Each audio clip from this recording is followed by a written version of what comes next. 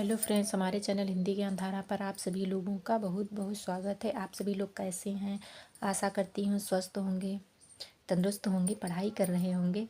आज हम सभी लोग पढ़ेंगे महादेवी वर्मा जी की रचनाओं की ट्रिक, जो कि छायावाद की कवित्री महादेवी वर्मा एक अत्यंत महत्वपूर्ण टॉपिक है। इस पर हम इनकी रचनाओं को ट्रिक से याद करेंगे।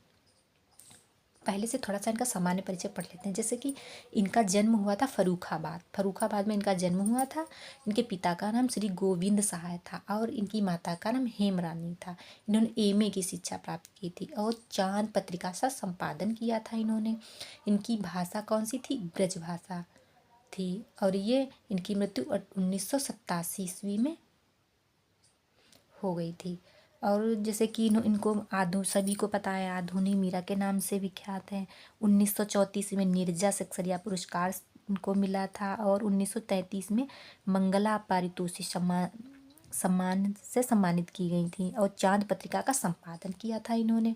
और 1956 में पद्म भूषण से अलंकृत हैं। 1982 ईस्वी में यामा काव्य के लिए उन्होंने जैसे कि ज्ञानपीठ पुरस्कार से सम्मानित की गई थी।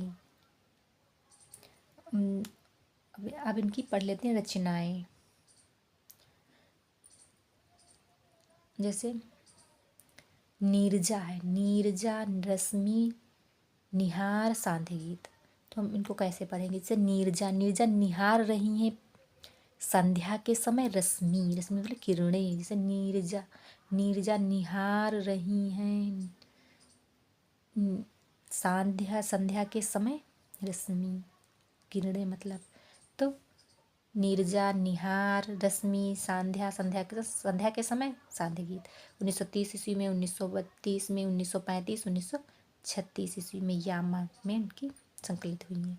संस्मरण इनके अतीत के चलचित्र, पथ के साथी, स्मृति की रेखाएं। तो इन कैसे याद करें? जैसे नीरजा को पथ पर स्मृति हुई। नीरजा को पथ पर स्मृति हुई। पथ के साथ ही स्मृति की रेखाएं। क्या स्मृति हुई? अतीत के चलचित्र मतलब पुराने जो चलचित्र उनको याद है। 1941 ईस्वी में, 1943 ईस्वी में। वो तो आसानी से याद हो गए होंगे। अब हम सब लोग पढ़ेंगे निबंध संग्रह। इनके निबंध संग्रह जैसे कि श्रृंखला की कड़ियाँ, विवेचनात्मक गद्य, संकल्प, छड़दा और साहित्य के आस्था। जैसे क्या नीरजा ने संकल्प लिया। क्या संकल्प लिया? छड़दा मतलब क्षण भर में विवेचन करके, विवेचन मतलब विवेचनात्मक गद्य, विवेचन करके श्रृंखला की कड़ियों में बांध देंगे। जैसे श्रृंखला की ट्रिक क्या है? नीरजा ने संकल्प लिया, छड़दा मतलब छड़दा हो गई, विवेचन करके मतलब विवेचनात्मक गद्य। फिर है साहित्य की एक श्रृंखला की कड़ियाँ हो गई।